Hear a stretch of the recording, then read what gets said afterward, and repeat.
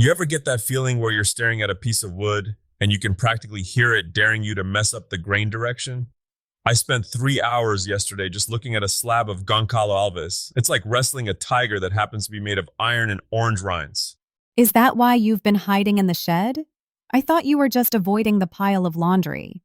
But wait, Goncalo Alves, isn't that tigerwood? Please tell me you aren't picking lumber based on your own branding now. That's a bit on the nose, even for you. Believe me, if I wanted to stroke my ego, I'd find something a lot softer than that. It's for a block plane I'm building. It's one of those woods that's so dense, it'll actually make your saw blades cry for mercy. But the finish is like glass. It's got this weight to it that makes you feel like a real craftsman, even if you're just making expensive sawdust.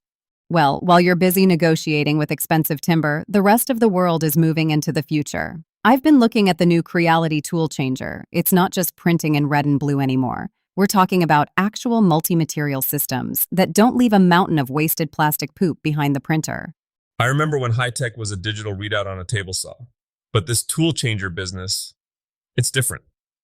Most of those multicolor printers are just basically a glorified Pez dispenser, shoving one string of plastic out to make room for the next. This Creality setup, it's playing with the big boys now, like that Bondtech gear. It actually swaps the whole head. Exactly. It's the difference between a painter having to wash their only brush every time they want a new color versus just picking up a different brush that's already loaded. You could print a rigid carbon fiber frame and then have the machine swap over to a flexible TPU for the gaskets, all in one go. That's a game changer for prototyping. TPU is the one that usually smells like a gym mat and behaves like wet spaghetti when you try to feed it, right? Usually, yeah, but Prusa just put out this Galaxy Black TPU. It's a 95A hardness, so it's firm enough to actually handle easily, but still gives you that bounce. And it's got that glitter finish. It's basically black tie attire for your mechanical parts. Glitter in the workshop. Don't let the old timers hear you say that, Alex. They'll revoke my cranky woodworker license. But honestly, having that NFC tag on the spool to track how much you have left, that's the real magic. There is no heartbreak quite like waking up at 3 a.m. to see your printer clicking away at thin air because you ran out of filament 3 grams before the finish line. It's the digital equivalent of you realizing you're one screw short for a cabinet at 8:52 p.m. on a Sunday. Don't go digging up those bones. That's a scar that hasn't fully healed. Speaking of scars and hard-earned wisdom, I was reading this thread on Electrician Talk. There's a guy on there who just hit master electrician status. He didn't just go the pulling wire and new builds route. He started in industrial maintenance at a community college. That's the thinking man's entry into the trades. Industrial maintenance is basically like being a detective where the suspect can actually kill you if you touch the wrong thing. You aren't just following a blueprint, you're figuring out why a $3 million assembly line decided to take a nap at noon.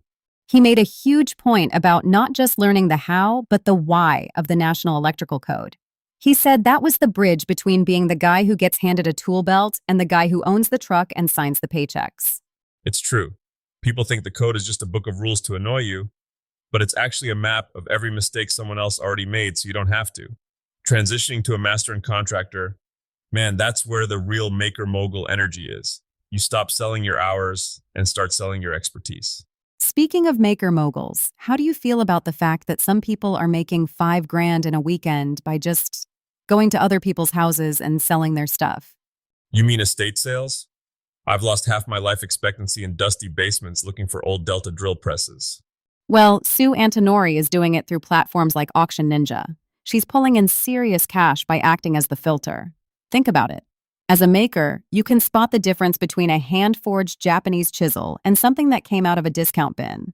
Most people just see old, rusty tools. You're right, we have a trained eye for the bones of things.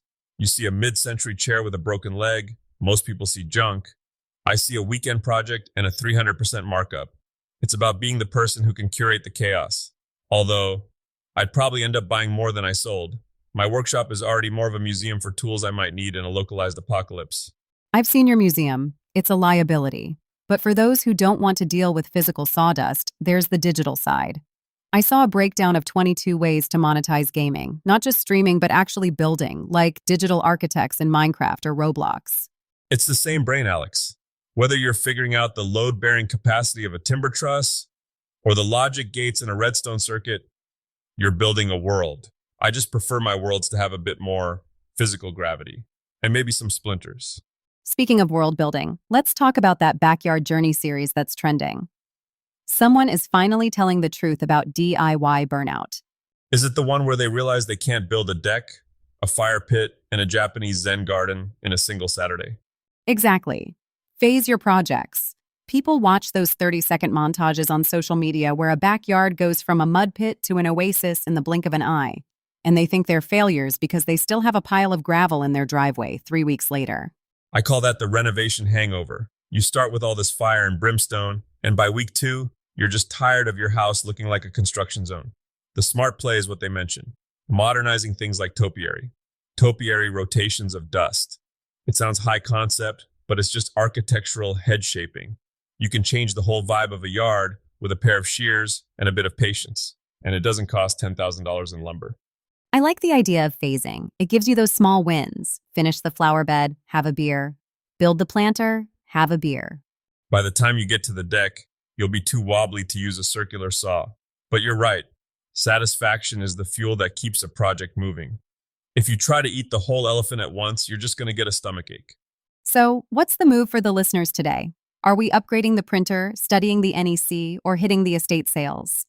I think the lesson today is about the lens you're looking through, whether you're a master electrician looking at a complex circuit or a maker looking at a pile of estate sale junk. The value isn't in the stuff, it's in the way you understand it. It's about being the person who knows why the wires go there or why that specific wood is worth the struggle. And maybe not buying every rusty plane you see at an auction. Hey, I can stop whenever I want. I just don't want to yet. Go build something today, folks. Even if it's just a digital house or a better way to organize your screws. Just don't let the tools sit idle. And for heaven's sake, watch your grain direction. Always catch you next time in the den.